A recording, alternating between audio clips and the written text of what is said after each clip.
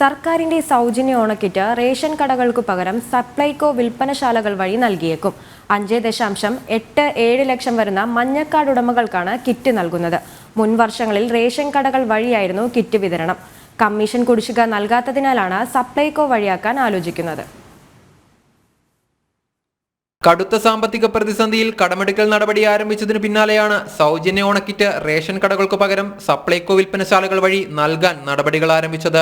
ചുരുങ്ങിയ എണ്ണം കിറ്റുകൾ റേഷൻ കടയിൽ എത്തിക്കാനുള്ള പ്രയാസവും കിറ്റുകൾ മുൻപ് വിതരണം ചെയ്ത ഇനത്തിൽ കമ്മീഷൻ കുടിശ്ശിക നൽകാത്തതിൽ റേഷൻ വ്യാപാരി സംഘടനകൾക്കുള്ള പ്രതിഷേധവും കണക്കിലെടുത്താണ് ഇപ്പോഴത്തെ നീക്കം. 5.87 ലക്ഷം വരുന്ന മഞ്ഞക്കാർഡ് ഉടമകൾക്കാണ് മുൻവർഷത്തെ ഓണത്തിന് സമാനമായി കിറ്റ് നൽകുന്നത്. സപ്ലൈകോയുടെ മാവേലി സ്റ്റോർ ഉൾപ്പെടെയുള്ള വിൽപ്പനശാലകൾ വഴി നിലവിൽ റേഷൻ കാർഡ് ഉടമകൾക്ക് സബ്സിഡി സാധനങ്ങൾ നൽകുന്നുണ്ട്. ഇതേ സംവിധാനം കിറ്റ് വിതരണത്തിനും ഉപയോഗിക്കാനാണ് നീക്കം. എന്നാൽ കാർഡ് ഉടമകൾ ഏത് സപ്ലൈകോ വിൽപ്പനശാലയാണ് സമീപിക്കേണ്ടതെന്നത് സംബന്ധിച്ച് ആശയക്കുഴപ്പമുണ്ടാക്കാൻ ഇത് ഇടയാക്കും.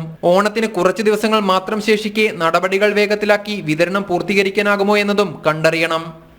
ജനം, തിരുവനന്തപുരം.